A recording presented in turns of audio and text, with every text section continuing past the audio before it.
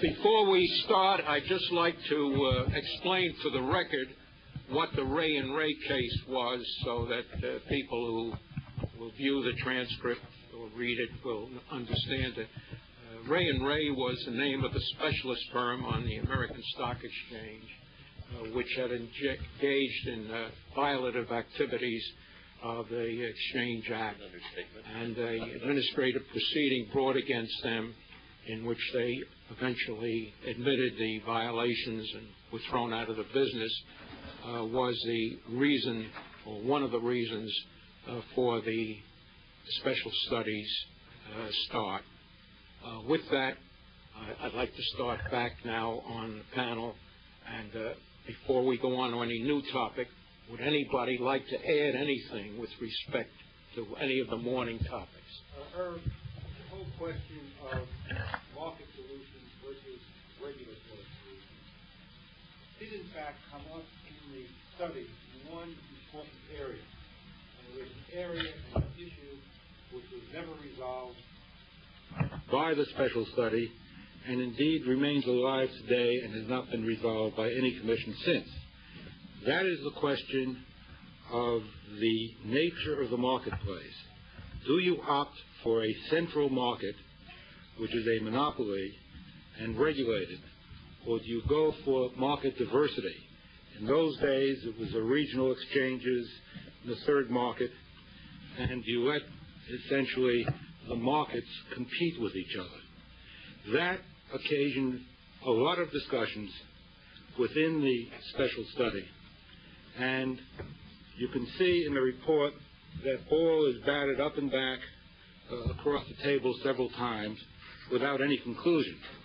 I may say that there were those of us, perhaps like in Gilbert and Sullivan said, you're born a little liberal or a little conservative. There were those who preferred centralization. I have to say I was in that school. Unfortunately for me, the director of the special study was a Brandeisian from Chicago. And he was not about to see the regional exchanges go down the drain, and believed in the dictum of Justice Brandeis that there was room for diversity, experimentation, and competition. But as I say, the issue was never resolved then by way of recommendation, and has come back over and over and over again in various guises ever since. Irv, let me ask you, is there anybody left in the audience in the enforcement division?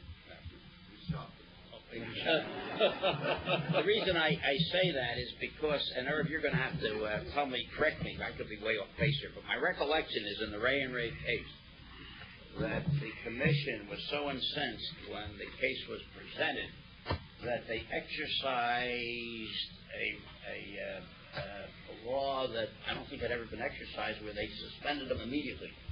As a matter of fact, yes. Without a hearing. Separation of functions had been waived. The Ray's counsel. Ralph, they didn't waste any time. They suspended them right away. Bill Carey said, "I don't want them wandering around south of Canal Street tomorrow morning. No, never. Can we act now with an opinion to follow?" And Leonard Helfenstein got very upset. The head of opinion writing, and hemmed and hawed, and Bill Carey kept coming back. Can we legally act today? And finally Leonard said yes.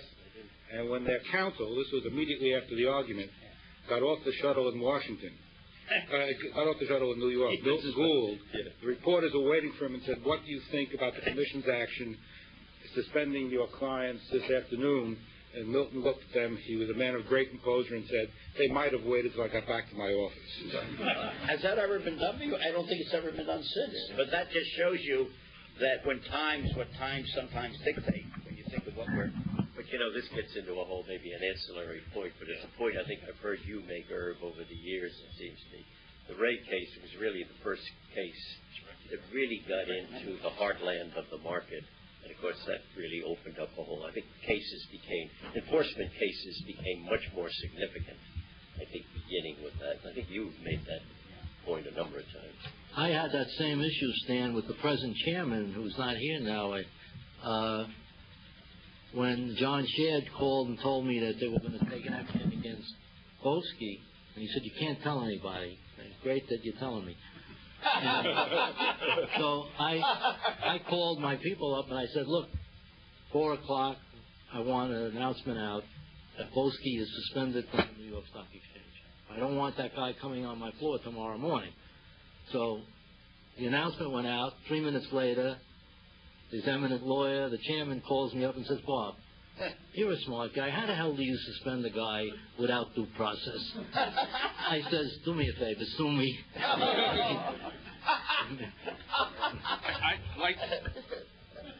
He was in a different role at that time. Different role he had at that time.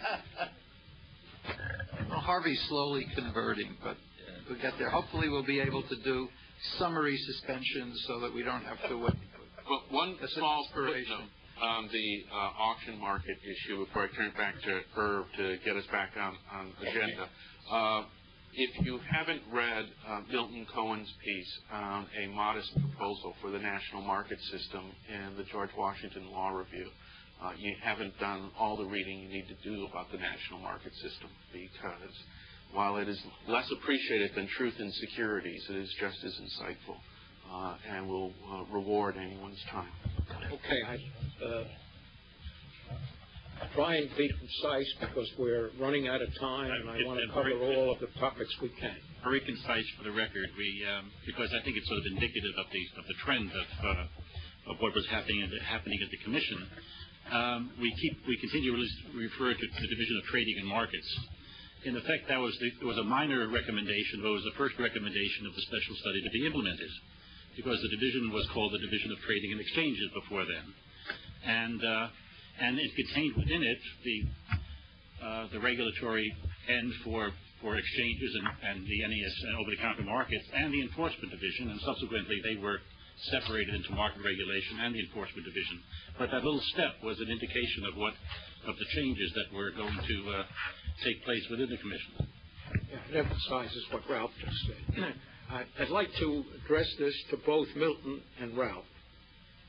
If you had to do the special study all over again today, would you do it differently, and if so, in what regard?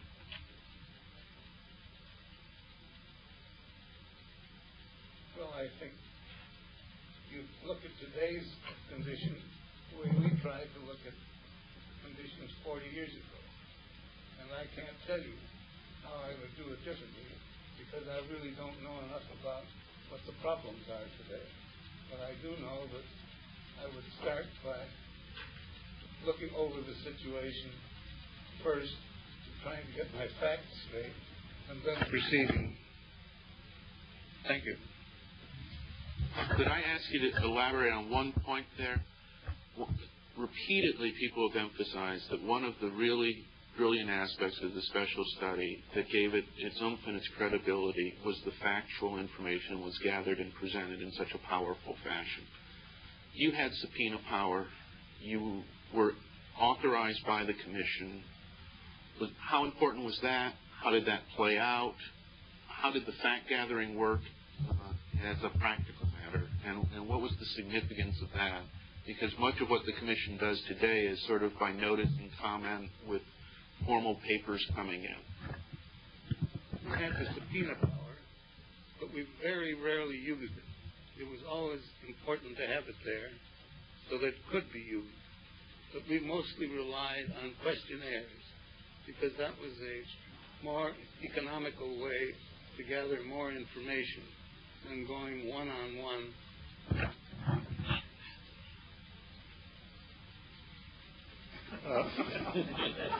I don't know what's happening here.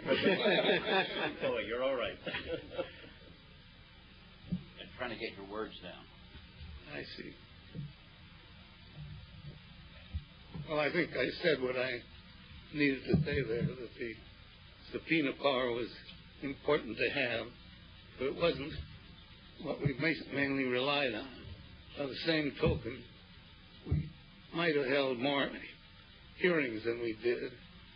We had only a few public hearings of a formal nature, because while that's a way to dramatize certain issues in certain situations, it's an uneconomical way to to cover the ground that you can cover with questionnaires and private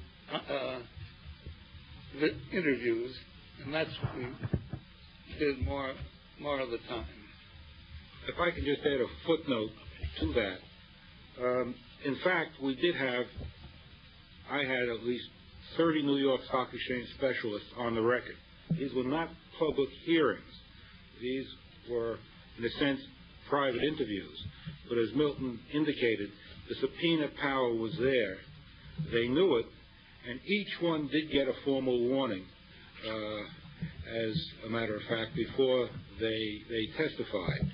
And although a huge amount of the data, as Milton suggests, came in via the questionnaires, I think we really got to understand how the market worked in those interviews or testimony, if you want to call them that. Just one line, I remember, the whole issue of floor trading by exchange members. And to hear a specialist testify that he used to call floor traders the basketball players. And I said, why? He said, because they could reach in and get an order ahead of the public every minute of the day.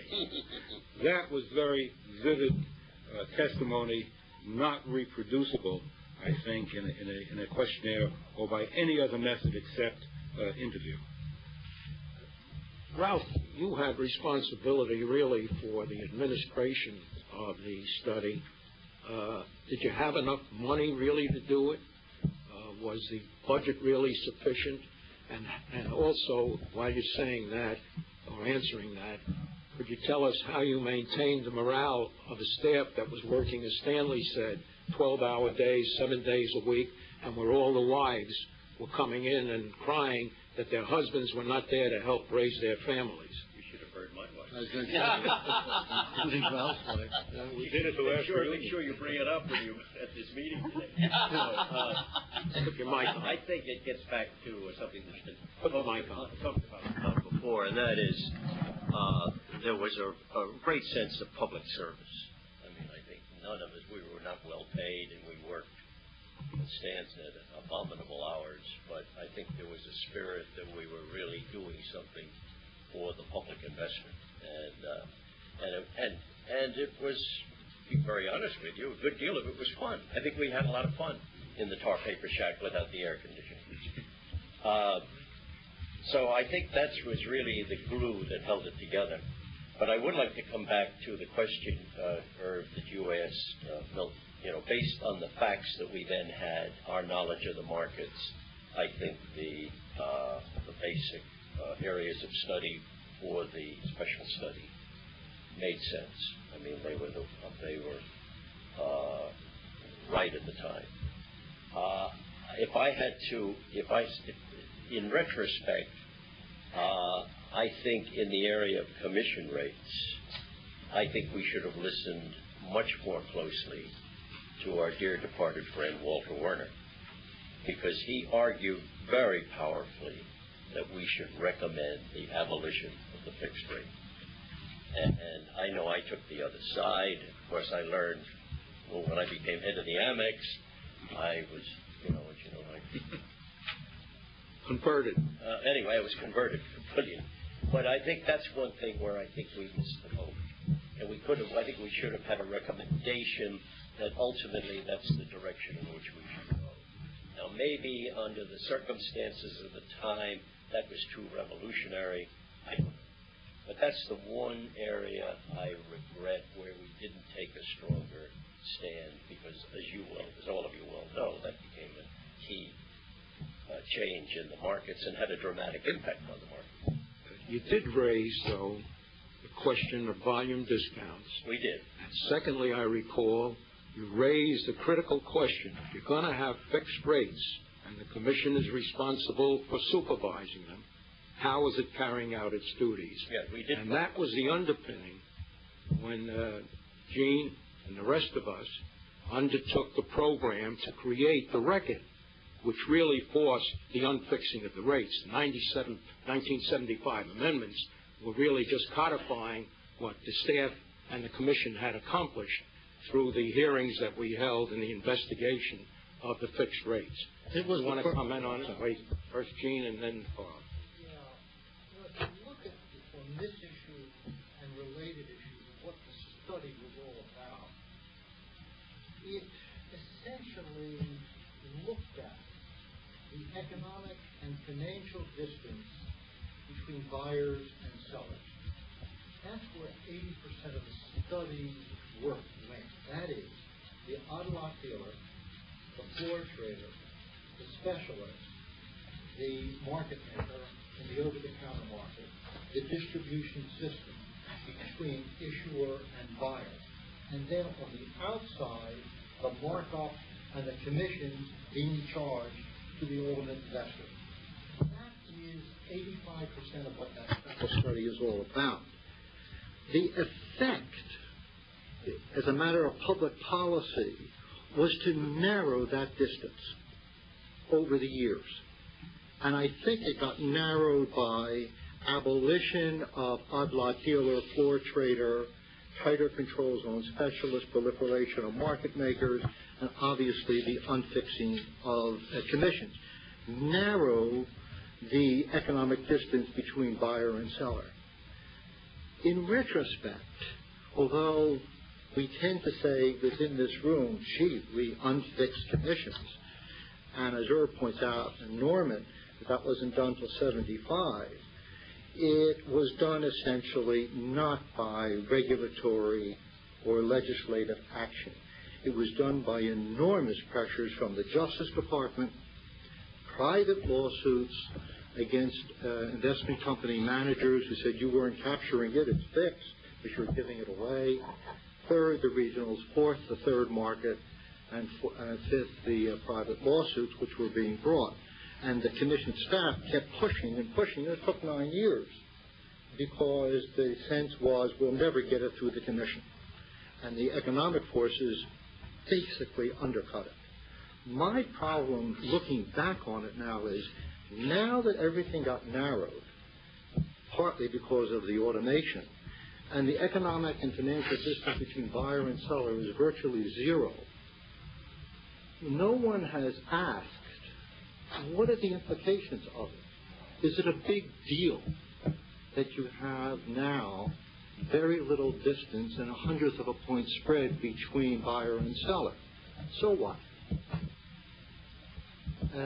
I would suggest that one of the unintended consequences was that firms, member firms and non-member firms, having seen that their profit bases are going to be eroded because there's no more fixed commission, first volume discount, and then negotiated rates, and there is massive competition, and automation puts buyers and sellers virtually in touch with each other without the need for any financial intermediary, what would they do?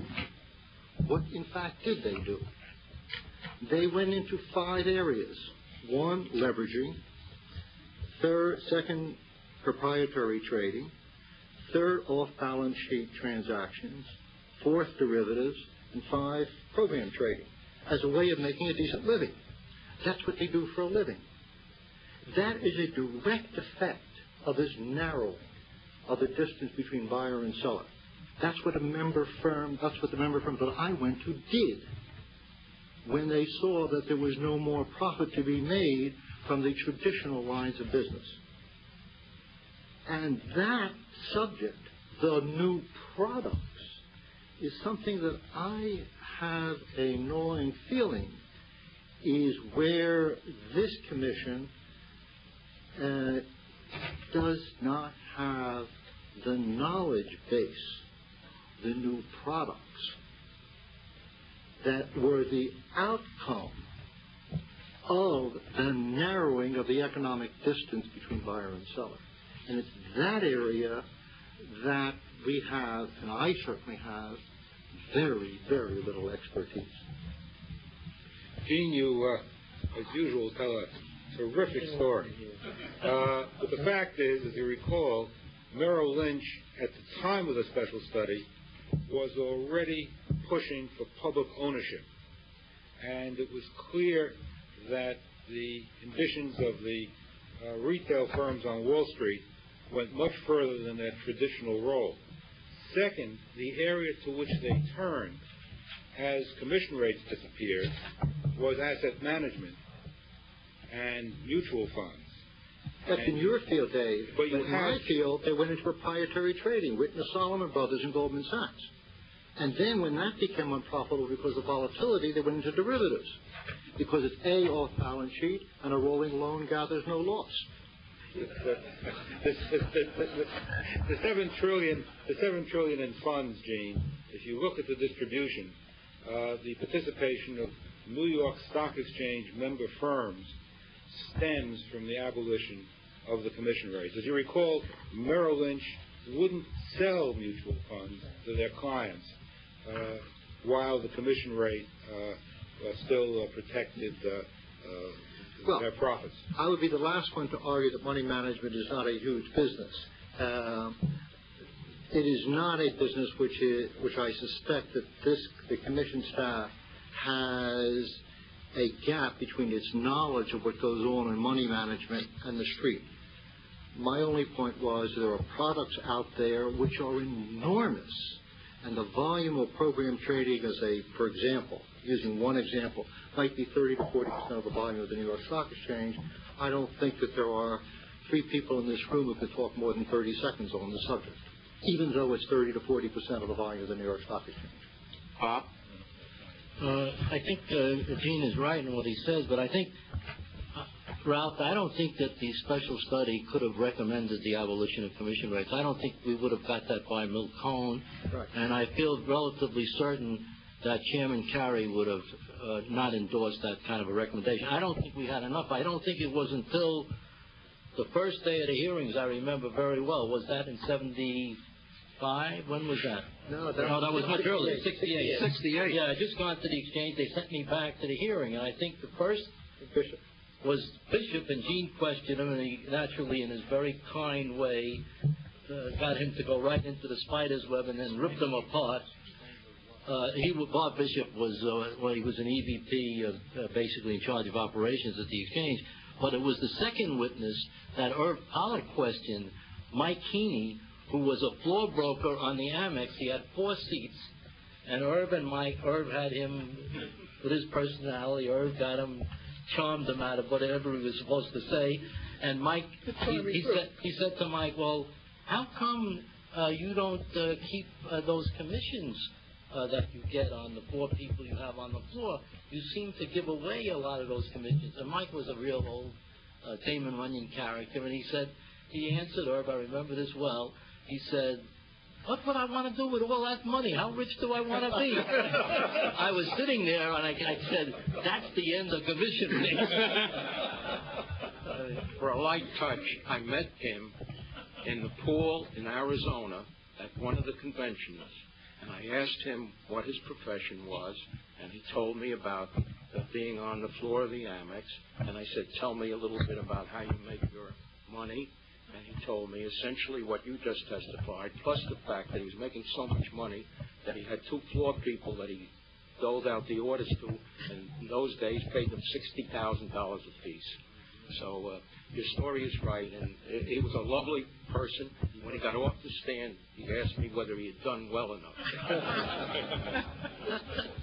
Well, could I just bring the issues back to the study itself and the implementation thereof, and ask Milton again, if you wouldn't have done anything differently, how, in terms of the implementation of the recommendations, life after the study, right after the study, where you're presenting it to Congress, you're trying to get the 64 Act amendments through, the implementation, how did that play out?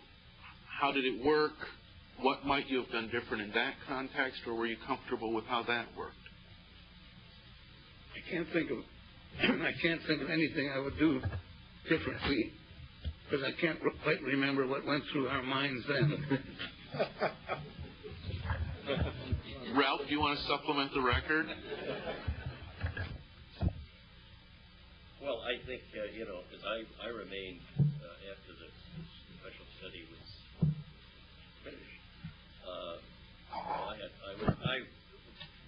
I Dave has been very deeply involved in this and some of the others around this table in the implementation of certain of the recommendations. I think we had, I think probably the most important one came during the study, and that was the disclosure requirements, extending the disclosure requirements to over-the-counter issuers. That was a tremendous step. What was that, the freer bill? And I think that we just pushed it along, because I think that you said, Milton, that was pretty much in the works. But I think the special study gave it an extra push. And then, of course, there was the fight about getting insurers and banks, bringing them under the umbrella, which eventually occurred. And I think that was a major accomplishment in my view. I suppose I had listed a couple other things where I thought, and this happened, I think, in the industry itself.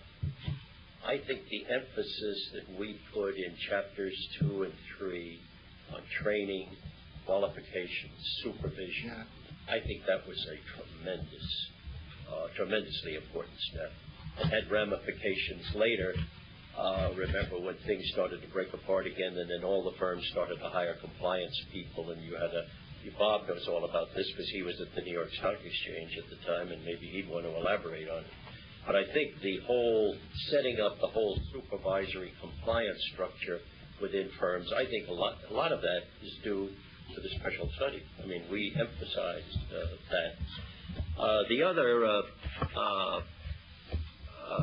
I think and this is, I think, due to Eugene, I think the understanding of how the over-the-counter market worked. In fact, I remember, was it Don Regan who came up to us after we put out the study and said that was to him and Merrill Lynch at the time, that was the most interesting part of and most illuminating part of the study. And of course, what that led to, as Dave and I know, I don't know who else was involved in this, and this was in the implementation phase, and that is that corrupt retail quotation system. That was phony. And of course, we finally got them to go to a more putting in the wholesale quotes, but even then there were problems with the quotation system. But at least we got it started, and then of course with automation and NASDAQ, that took it down a whole different road, or a better road, let's say an improved road in terms of over-the-counter quotations. Dave, I think, particularly worked on the specialist obligations. I think that was very important. I mean, I think it's one of those kind of things in the securities business a lot of people didn't focus on. But I think we implemented those sections of the report which talked about the obligations of specialists, and I think we started the New York Stock Exchange going down the right road there. And then, of course, we got into the tremendous floor trading controversy. We converted floor trading. I don't know, what do we call them? I don't know. We converted them into something. Regulated traders. And then, of course, we eliminated the odd lot dealers, which was a racket on the floor of the New York Stock Exchange. And so I think there were a lot of things that were done. But I think if I had to give another major impact to the study in terms of what the study and its implementation, I think it was the waking up the New York Stock Exchange, particularly, and to some degree the NASD, to the fact that they had important self-regulatory responsibilities. And look what's happened over the last 30 years. I mean, my God, they are now the primary partners of the SEC in enforcing the securities laws. I think that's a major change, and that was really in part came from the study. But there may have been a lot of other specifics that I don't remember, don't recall. But I think that was, if you asked me to look at the highlights of the study and its implementation, I think that was it. Dave, you look like you want to. I would. But people might want to add to that because I think this is an important question. As far as a lesson is concerned, I think one of the lessons would be if you're going to implement recommendations coming out of a study, do it quickly, because new problems pile on, personnel change, chairman change, come with their own agendas, new agendas, and except for projects like commission rates that Gene carried forward, it tends to become old business, and it has to move quickly. And I think that part of the strength of the study in the report was what you might call in SEC terms an interdivisional approach. There was no segregation between people who worked on the disclosure areas and people who worked on the exchange areas and people who worked in the over-the-counter market, and we each drew from one another. You would never have been able to put together the whole commission rate-based database unless you understood the way mutual funds operated, how they distributed their shares, what give-ups meant to the advisory organizations, etc. So there was a sort of interdivisional approach, which is very difficult for the Commission to maintain when it has 3 or 4 operating divisions, each marching, as a practical matter, to somewhat different drummers. Bob? I think there were a lot of collateral benefits that nobody thinks about. One is, I think, just the fact that there was a study going on. There were changes by the exchanges before the completion of the study in '63, because they knew we were coming down the pike. Secondly, almost everyone at this table, not all, because I don't think Milton stayed, but most of us stayed with the Commission, and I like to think we had a little bit of unique knowledge because we had 2 years to study while everybody in the Commission is working so hard they don't have a chance to do that. And then, subsequent to that, I mean, people from the study became president of the Boston Stock Exchange, the American Stock Exchange, the New York Stock Exchange. Dave became the head of the Investment Company Institute. Gene was an EVP at Merrill Lynch. A lot of us, Fred Siesel went to a broker-dealer. Jim Bacon went to a broker-dealer. Fred Morse went to a broker-dealer. So there were a lot of people from the staff who went out, and I don't think we never forgot our regulatory background. I remember when Ralph mentioned that the New York Stock Exchange adopted these compliance things when I was there, and I have to say that it was mainly the influence of John Phelan, who was the chairman, even though he didn't know what the hell the subject was about. He wanted something because he was mad that there was problems. And then when the thing came out, somehow it got in the goddamn newspapers that the industry was very unhappy because we made these CEOs sign the documents, and they were livid about that. And when it got out into the newspapers, they said in the papers that Bob Birnbaum, who came from the SEC, he was responsible for that. The chairman got off scot-free on that, but they blamed it on me. All right. I have a lighter, funny story to tell you because the name of Don Regan came up. How many of you here know who Don Regan is? Don Regan, key person at Merrill Lynch, became president and CEO of Merrill, and then became Secretary of the Treasury. True story. And he was very, very involved with all of the negotiations during the special study and after the special study on the unfixing of commissions. And that was the one firm, I think, if any, which turned around and began to be in favor of the unfixing of commissions because Don felt that Merrill would have a substantial advantage. Well, come 1969, I'd left the SEC, and I'm now at the World Bank. And on a visit, a trip that I took to Saudi Arabia.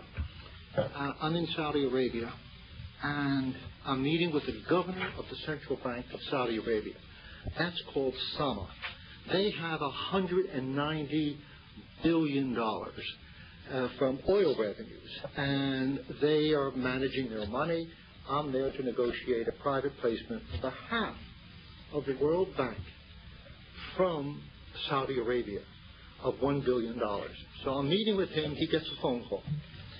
And in the phone call, he hangs up, and he says to me, Gene, do you know this fellow Don Regan? This is in Jeddah. I said, yeah. He's at Merrill Lynch. He says, he wants to come here and visit with me. He's outside in the anteroom,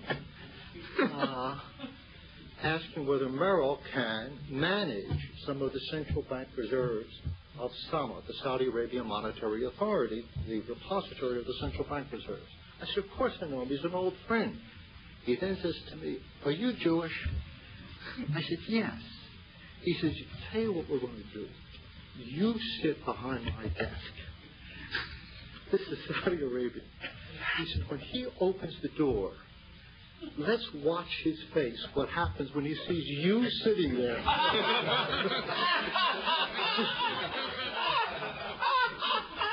Managing the Saudi Arabia Monetary Authority.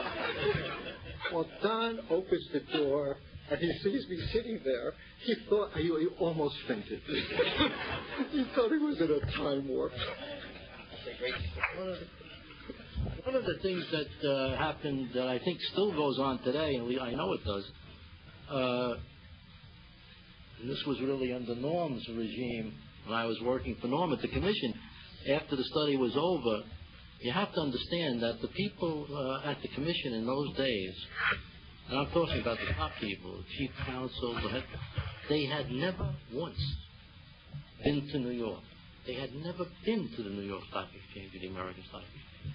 And I remember we went up to New York and we sat down with the president of the Amex, and then the president told them that we were going to institute a program where people from the SEC would inspect various parts of the exchange regulatory, self-regulatory function, and stay for a couple of days and report back.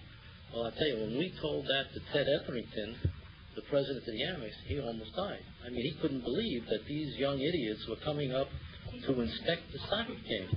And the same thing happened in New York. They couldn't believe that. Nobody from the SEC entered the building unless there was some kind of a crisis.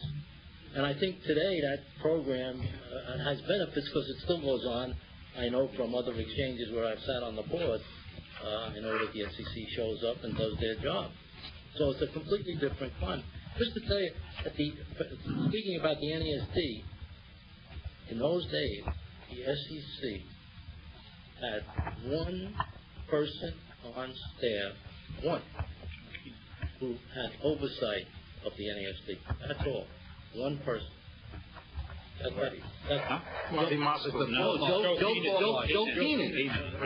Joe Keenan, one person.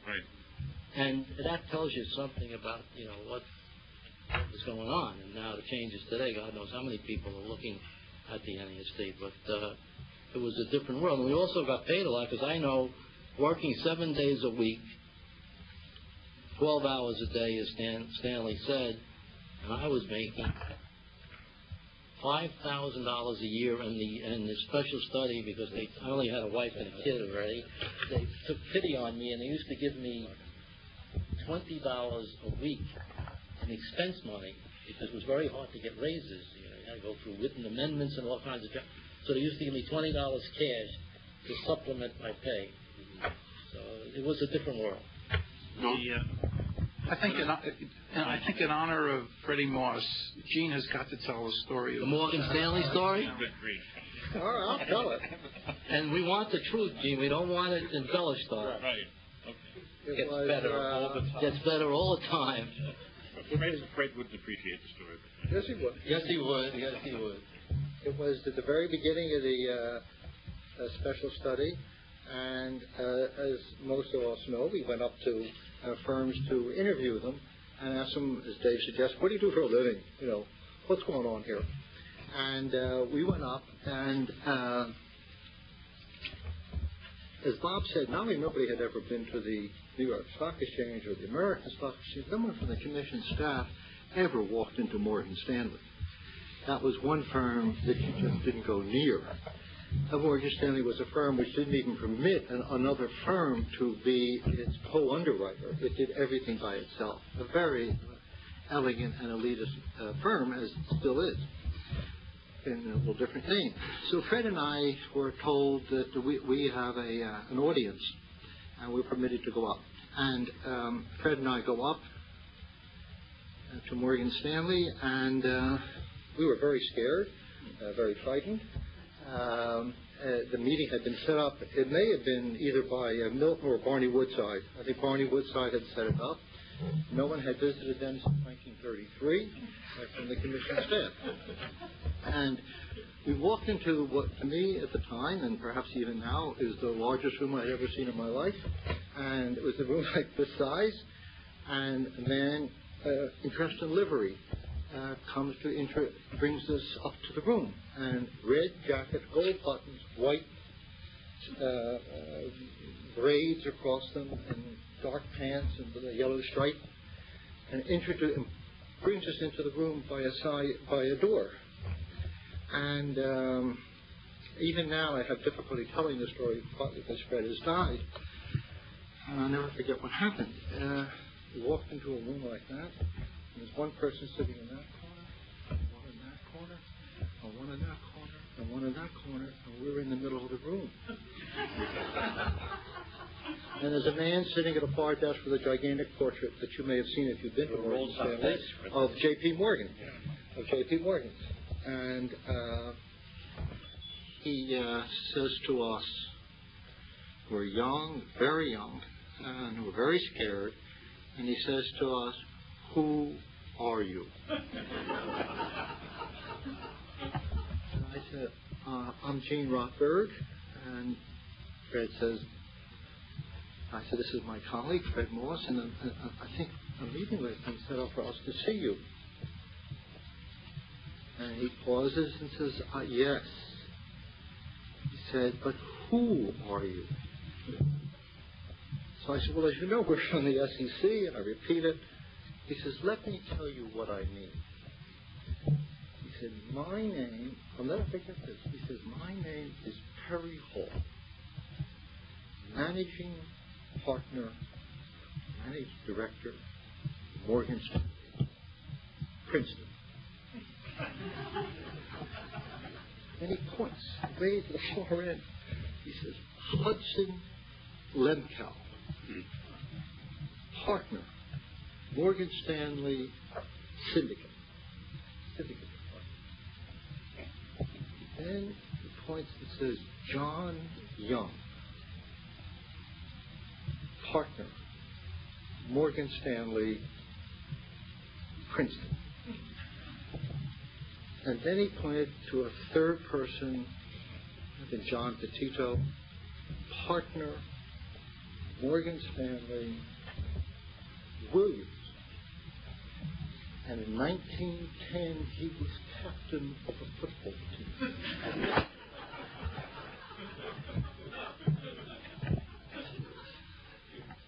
Now, who are you? So Fred says, "The name is Moss, Moss. And before that, it was Moskowitz. And before that, it was Morgan." And in 1933, we changed it from Morgan to Moskowitz. That's Freddie. Actually, that's my recollection. What Fred did say, as I remember, is the name is Moss. Before that, it was Moskowitz. He did say that. Brooklyn College Law School. We're here to discuss fraud, and we thought this was the best place to start.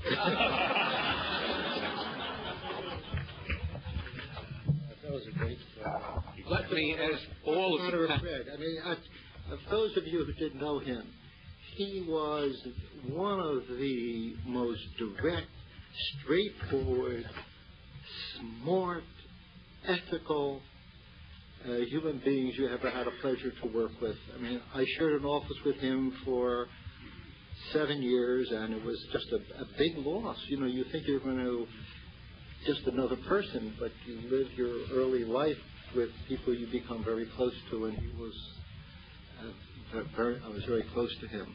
The other person, by the way, who isn't here today, who's in the hospital, who also was very active on the very subjects that Ralph mentioned, is Sheldon Rappaport. Sheldon is having a heart operation or heart problems. He's okay today, but I talked to him yesterday. He sends his best for everyone. You know, I have to read from Jan Moss's note to me.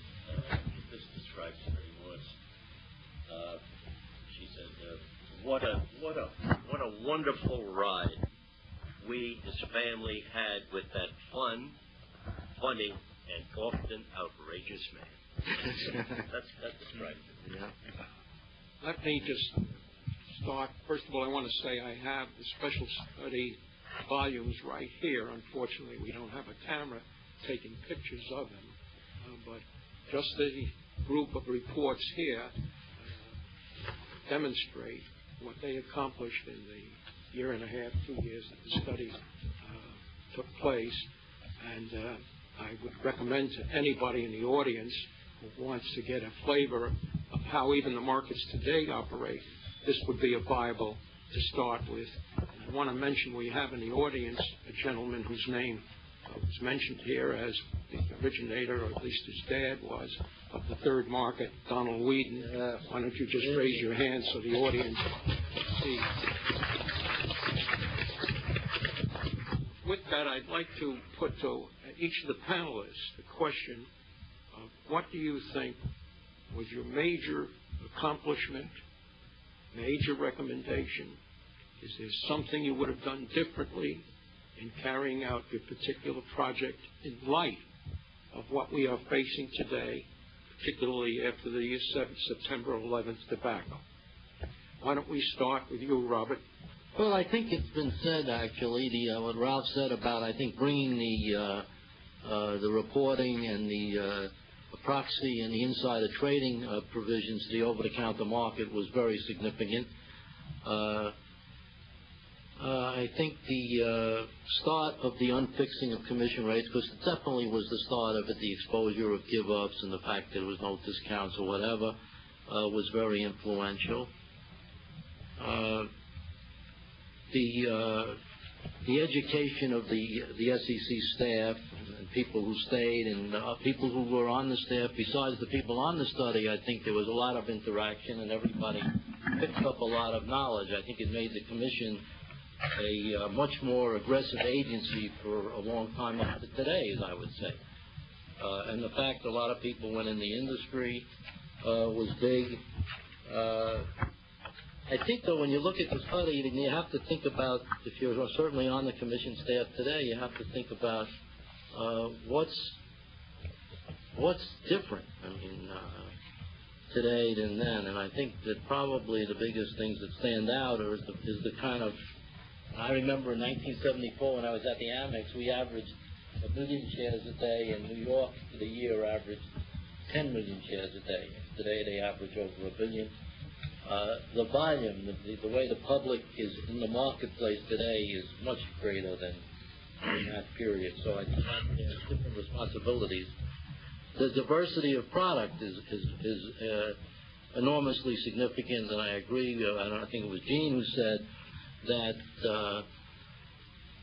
he believes, and I agree with him, that the commission staff doesn't know enough about these products. They're very complex. I always used to say when people brought that up when I was at the Amex in New York, I'd say, look, I'm an old stock boy. What the hell do I know? But these things are very complicated, and they may be having influences that we have not figured out today.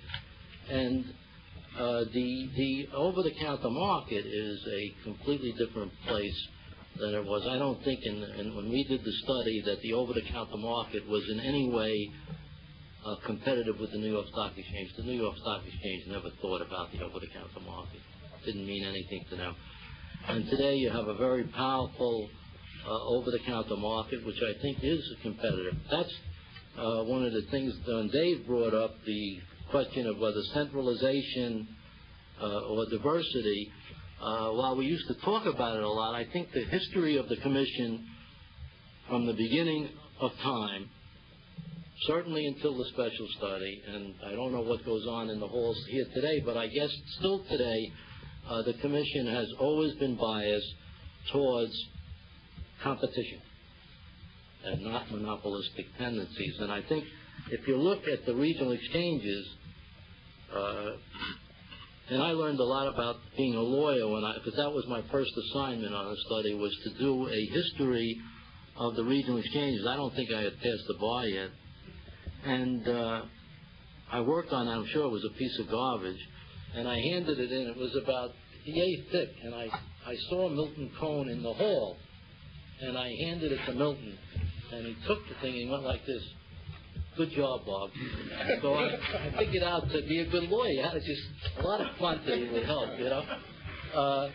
But I think that if you look at the regional exchanges today, yesterday,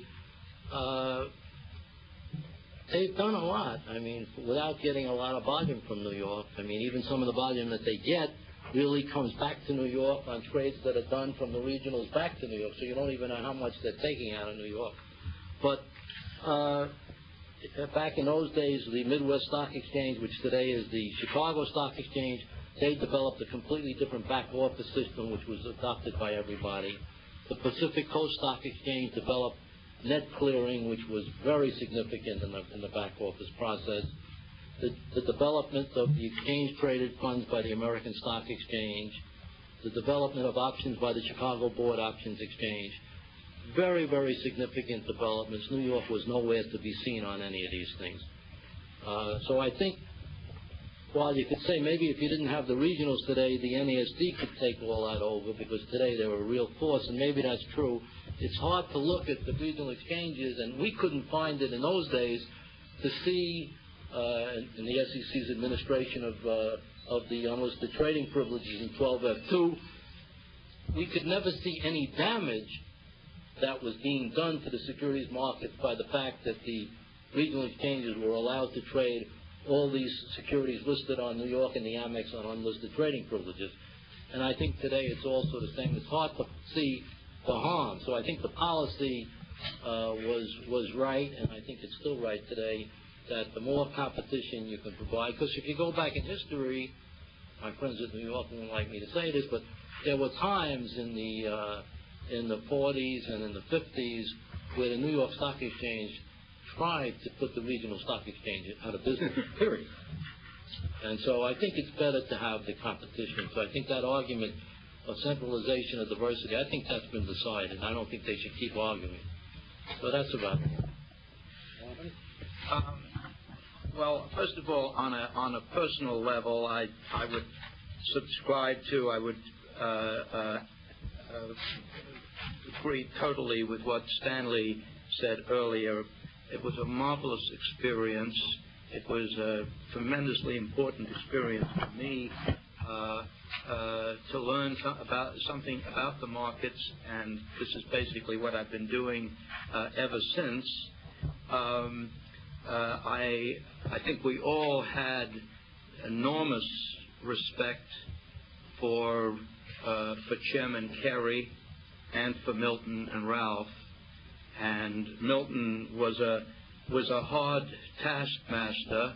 I just mentioned one little story. There was a guy who hasn't been mentioned here, and Richard Meyer, who was on the study, and Richard wrote one of these reports and gave it to Milton. And just to make sure that Milton was really reading everything, he injected a few dirty words around page 64 of a 125-page report. Next morning, Milton had read it and didn't miss the dirty words, and he read everything. It was a marvelous experience. Now, I want to mention one part of the study that hasn't been mentioned thus far, and that was the question of informal disclosure by corporations. And that was part that I spent some time working on.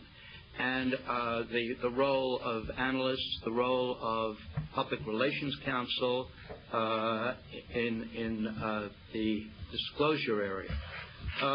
I think that when I look back at the study, I found that there was a specific recommendation made for a legislative change for providing criminal and civil sanctions for intentional or reckless dissemination of false and misleading statements, which may reasonably be expected to affect investors' decisions.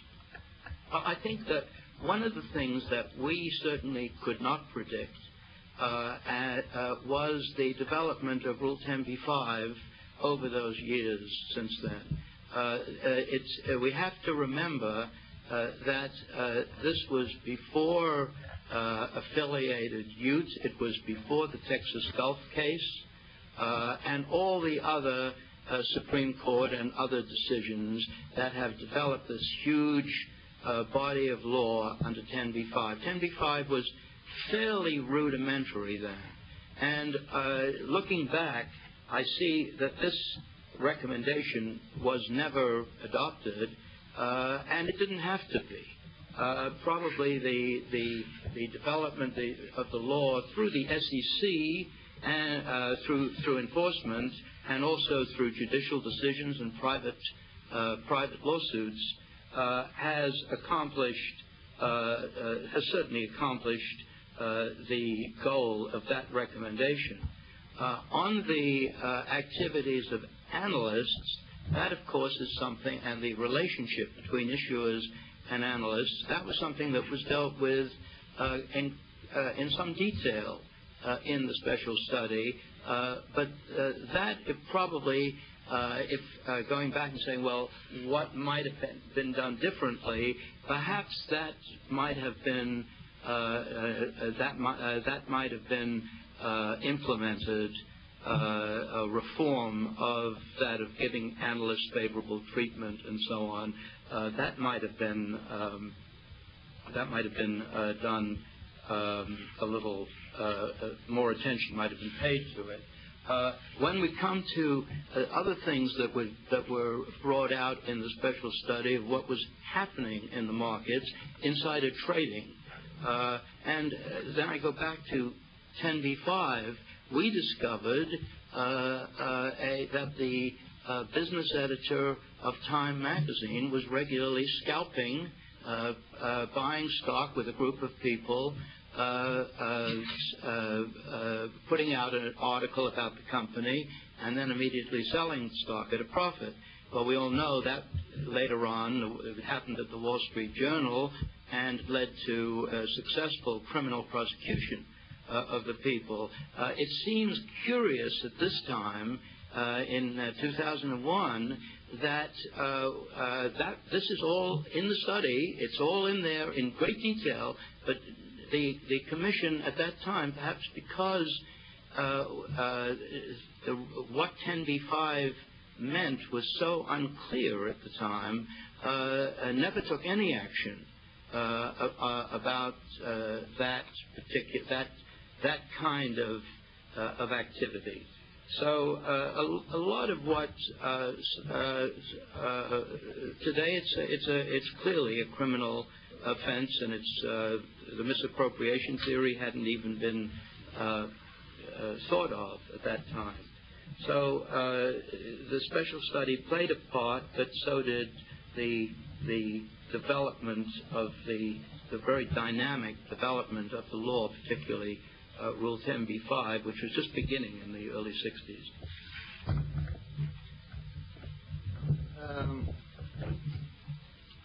I wish that I had the wisdom at the time to understand the unintended and possibly negative consequences of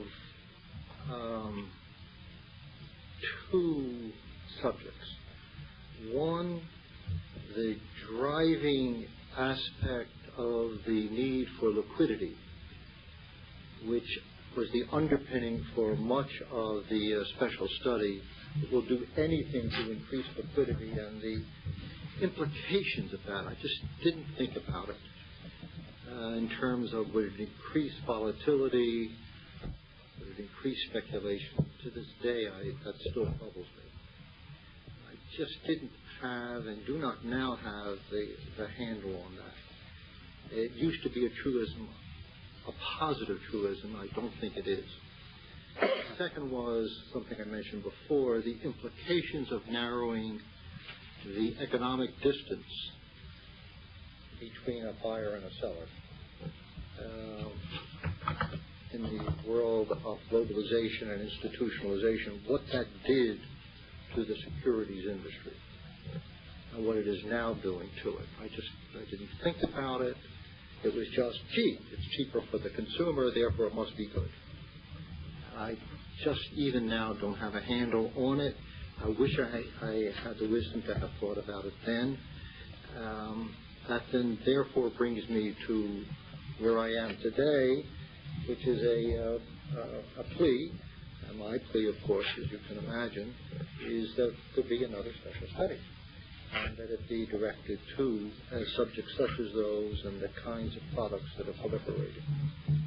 And my thanks essentially is the sense of integrity and ethical behavior and the importance of public service, which was so intrinsic and fundamental in Milt and Ralph, and indeed all of my colleagues at this table, and all those who are not here, which they instilled, hopefully which still lasts.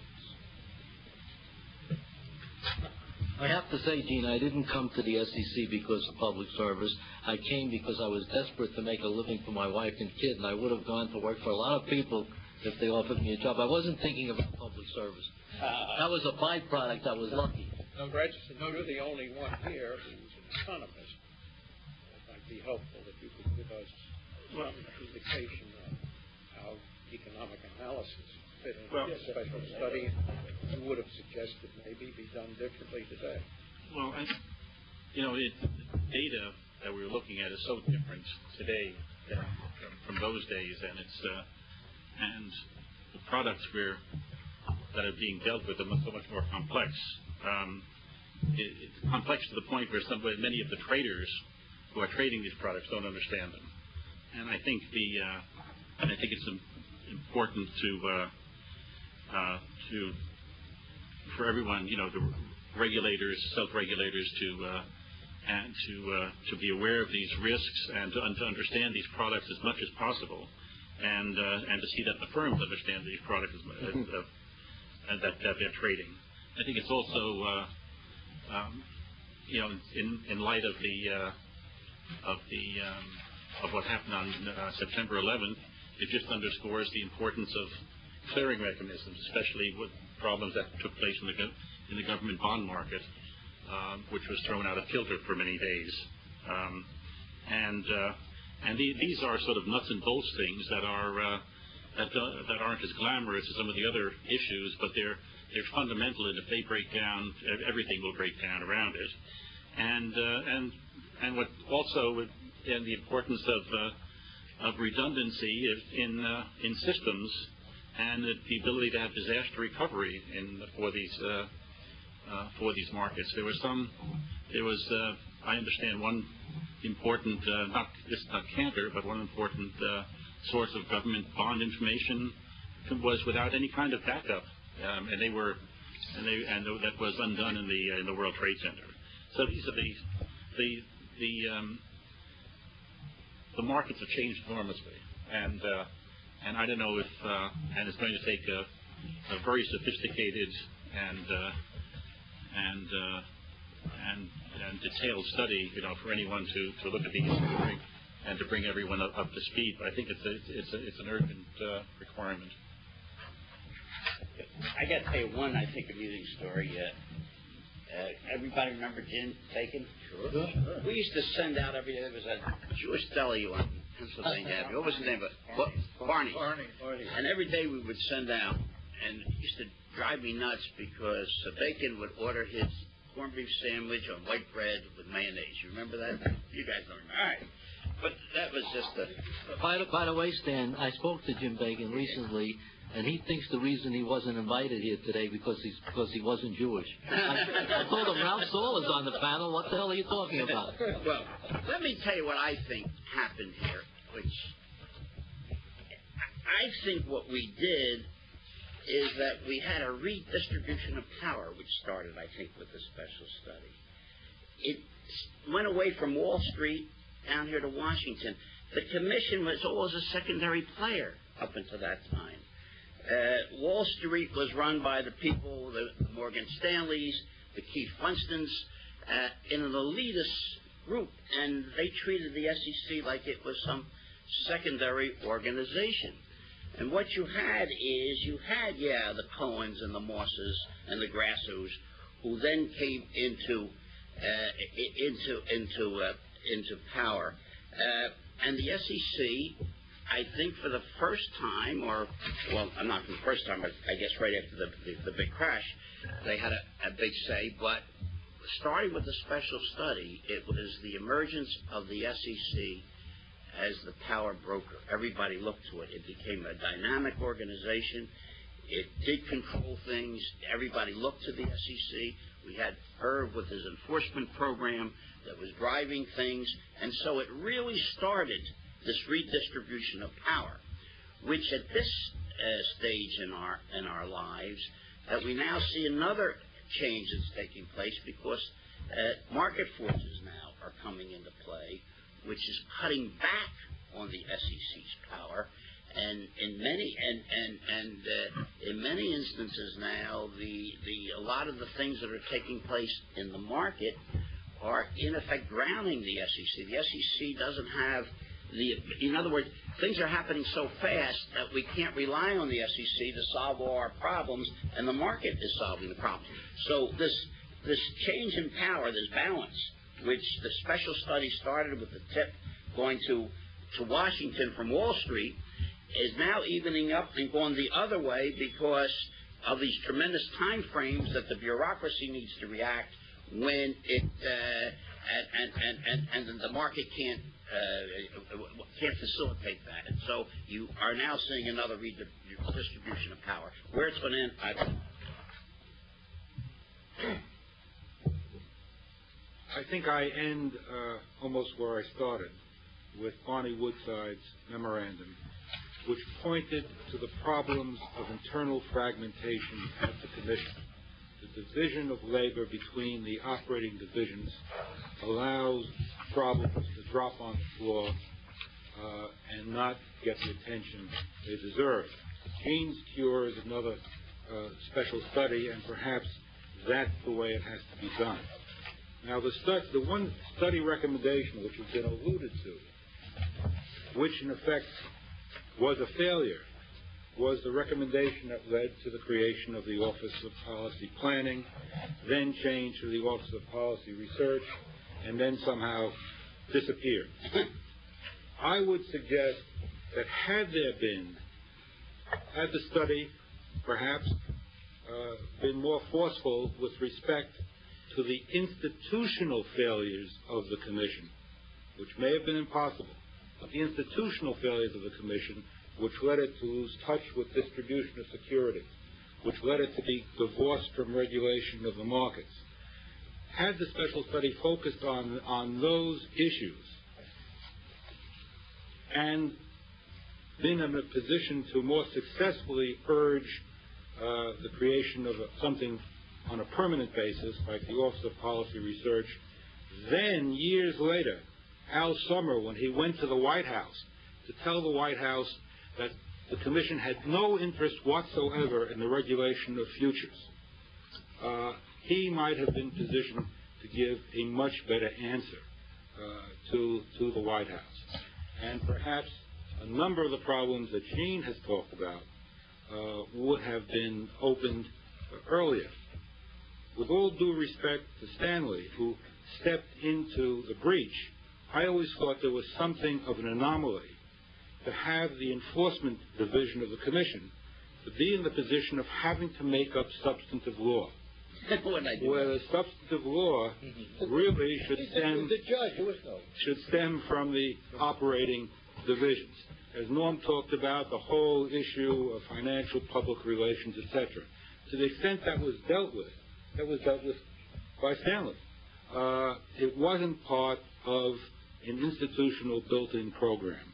And so I think that I would view that as a failure of the special study, and I would do it differently. It's too slow to do it. Milton, can you reconcile all of these different views? No. We want really the view that counts from you. On what question? What would you like me to comment on?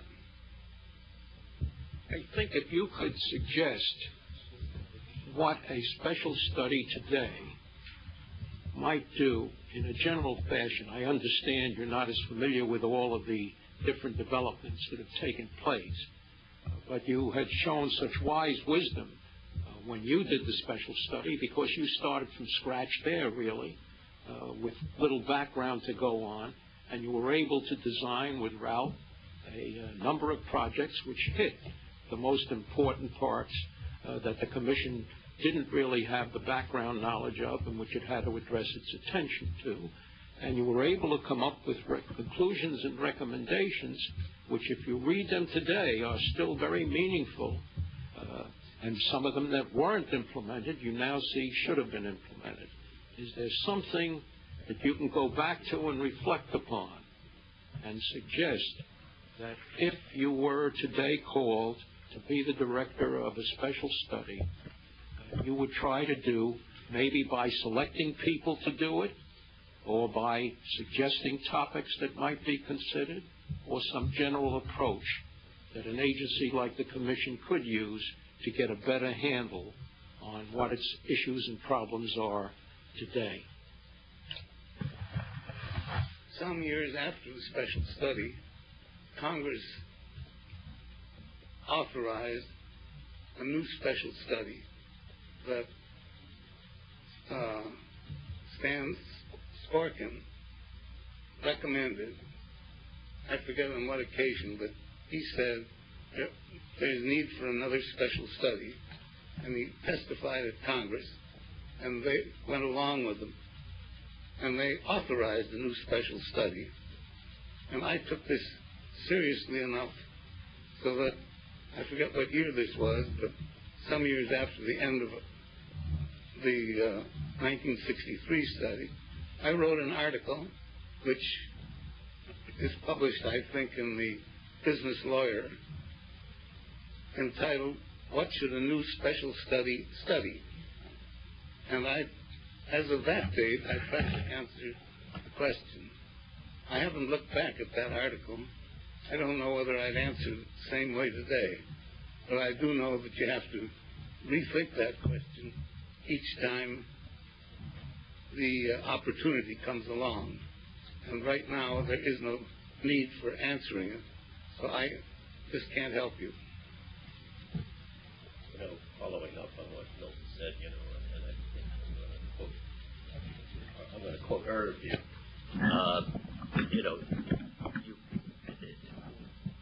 If the Commission attempts something broad like a special or attempts to get into structural reform, like they did in terms of market structure, they can't without a thalidomide case. I mean, you need something to stimulate the Congress and the Commission to do that. I mean, it doesn't happen just out of the abstract. So I'd say, and this combines maybe some of your other questions about the future, whether there is a need for a special study. I think you would need that kind of major event in order to have a special study. But I think there's one thing I'd like to point out, and this gets back to something that Dave said. I think the Commission is much better equipped now, but it's not all the way there. It's much better equipped than it was back in 1961 to get into some of these issues. But I think it does need, and I think this was a major recommendation we had in the study, for this Office of Policy, what do we call it? Policy Planning, to look ahead, to research some of these issues, to see where there would be incipient problems in the markets. And certainly there are a whole host of incipient problems in the markets at the present time. But I don't think you can put together another special study at this time without what I would call, to use Irv's term, a thalidomide case. I could go through a whole bunch of things that I think if I were heading a new special study, what I think they would take a look at. But I think I just don't see that happening. I don't know what Milton said in this article. Ralph, didn't we almost have the thalidomide case in the long-term capital situation? It almost brought the entire industry down. But it was. And nobody knows anything to this day. Nobody knows anything to this day. In fact, Federal Reserve. The Federal Reserve, Bob Rubin, the SEC chairman at the time, they all went up to Congress earlier than when the problem happened. They said, these people, there's absolutely no need for any regulation. Right. They all testified, okay? They should have been criticized very severely, but Greenspan and Rubin were on a big honeymoon, and maybe they still are. But I think we almost had it, and if that didn't cause somebody at the SEC to say, what the hell is going on here? They didn't even know about it. I think it's very serious, I mean, and I think we almost had it, and we can't wait for it, because if that would have gone down, right before that, Ralph, we also had the Salomon Brothers scandal on the repo in the government bond market, which collapsed Salomon Brothers. That's right. You had Orange County, you had Daiwa, you had Sumitomo. There's no shortage of cases here. But you didn't have a Ray and Ray. You didn't have a Ray and Ray. Oh, you had strong. Long-term capital was worse. One at a time. Long-term capital was worse than Ray and Ray. Much worse than Ray and Ray. Too limited. Much worse. Too limited. But it didn't have Lulu Donovan, Chuck Dressin, Leo DeRocher, and the colorful Ray, father and son. Well, and one other aspect I'll just, to the extent the panelists could address, one other aspect is, from my impression, the special study was able to deal within a set of issues that were subject to the Commission's jurisdiction. And the Commission made decisions about matters under its jurisdiction. It did not do a special study with the Commodity Futures Trading Commission, the Federal Reserve Board, both Washington and New York, as well as the other sundry state bank regulators, and with entities that were not subject to its jurisdiction. And that, I think, makes a significant difference in the ability of an agency or a study to respond to these issues. Watch the next one. Each one will get worse. You have Orange County, Daiwa, Sumitomo, Merrill and mortgage-backed securities, long-term capital. Each gets worse.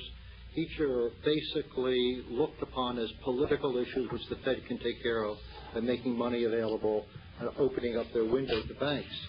It is a dangerous precedent.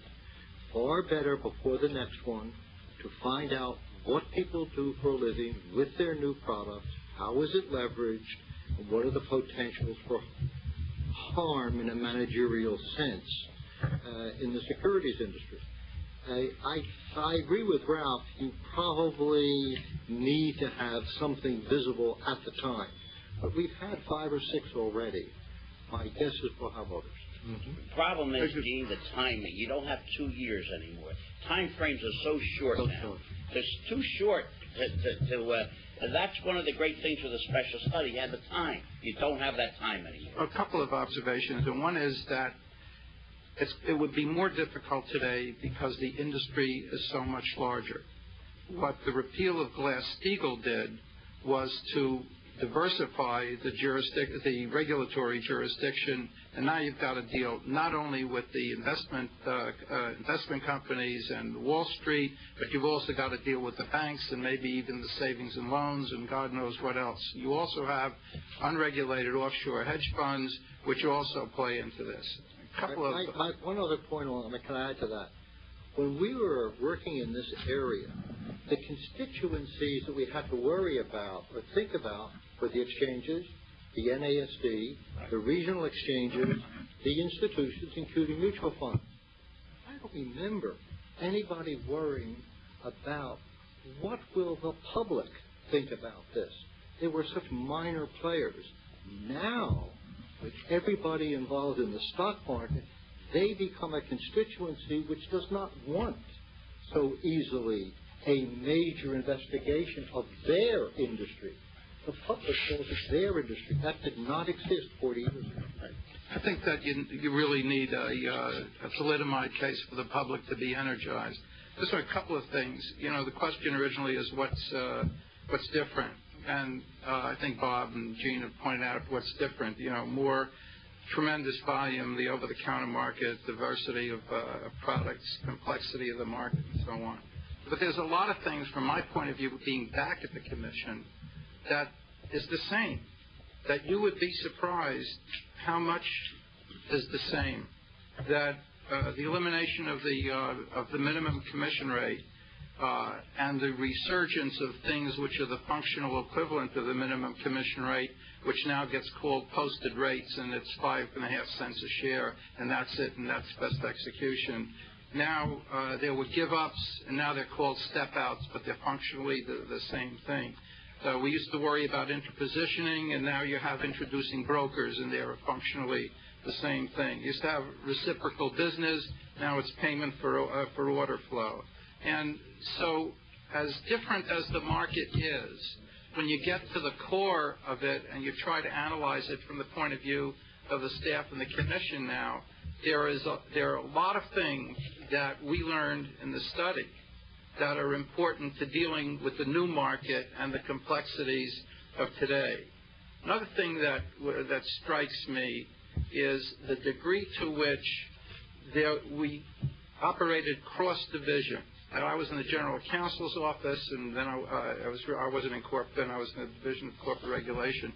But we talked to each other, and the people were friends. I could go to Gene or to Bob or to Dave, and we trusted each other, and it wasn't a matter of turf or who was going to do what. If you're going to put together the commission rate study, you have me and Peter, Archie and Gene and the other people that were dealing with that, and they came from different divisions. There wasn't the kind of turf that there is now with a much larger bureaucracy. And a lot of those people have remained friends to this day, and have been close. I'm not sure that you have that kind of thing today. I think there's too much turf involved at the commission today. Another thing, these views are my own and not necessarily views of the commission. It is important now. Don't go there, then. Yeah. It is about, sorry, what are they going to do to me? It's important now, probably more than ever, that we get knowledgeable commissioners. That it is vital to the operation of the commission, and I think that Harvey recognizes this, that it is important that we have knowledgeable commissioners and not just people that are put on the commission because they have the kind of political connections which gives them a reward. Knowledgeable commissioners are essential. You also have to attract the kind of young people that we hope we were, and the kind of leadership that you get from people like Milton and Ralph and Dick Paul. And those kinds of things will be able to make a special study work. I have no doubt that whether it's the long-term capital 2 or something else like that, there are opportunities. But these are very dangerous times because that which could be contained 3-4 years ago may not be able to be contained today. The last part of this was that the thing was run by lawyers. And that was very important. It was important to have the backup of the economists. It was important to have the facts. But the techniques of cross-examining a witness and getting the information and putting it together and making a brief out of it and making a persuasive case were things that good lawyers do. And hopefully we'll do that again. May I? Briefly? I'll be very brief.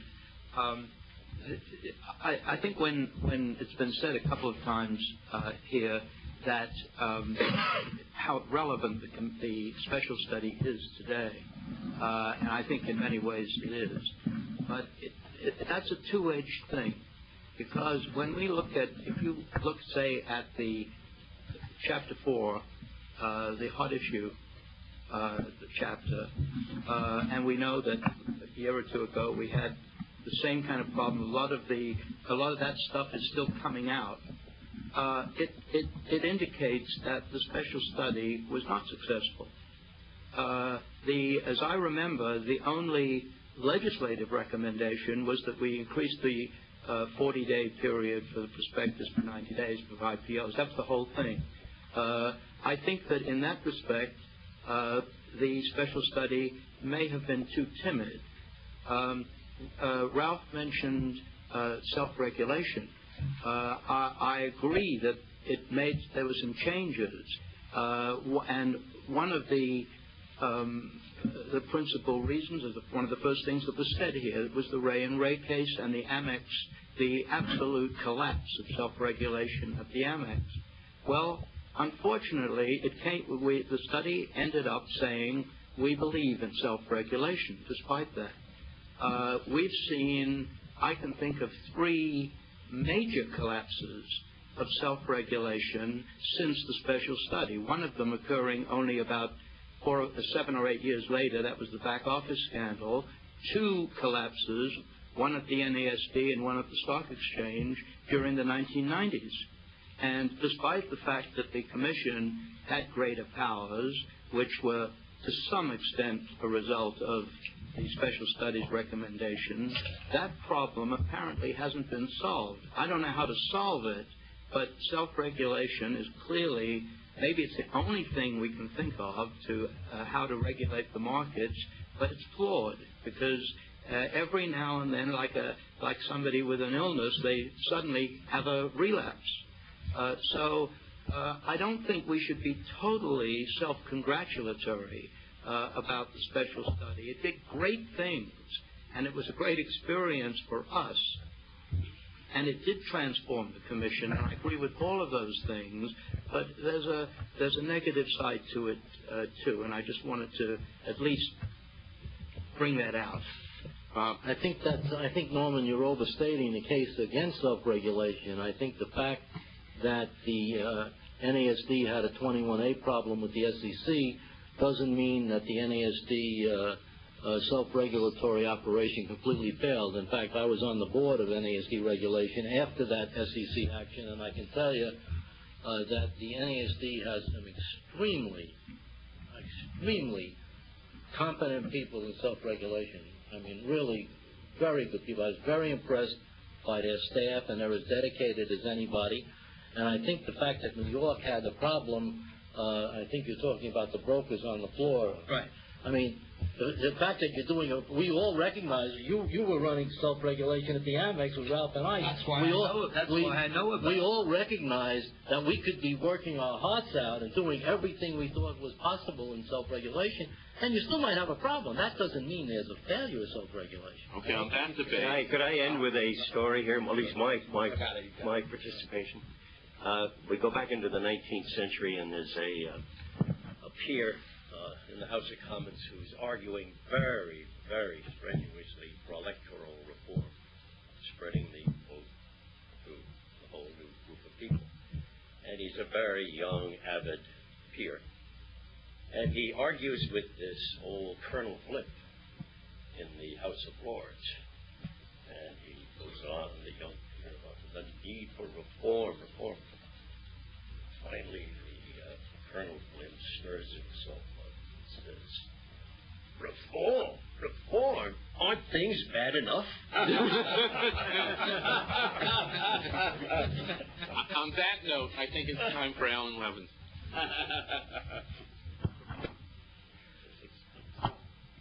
In substance, the special study was amongst the Commission's finest hours. And I want to thank, on behalf of the Historical Society and the SEC, each of the panelists who participated and those panelists who aren't here today for the contribution that they made, which is unique.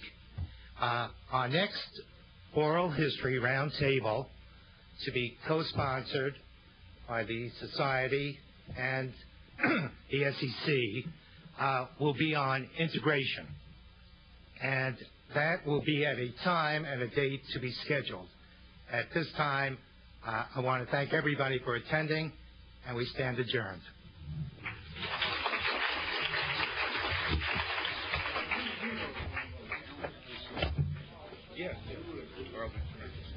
Oh, sorry. What you want?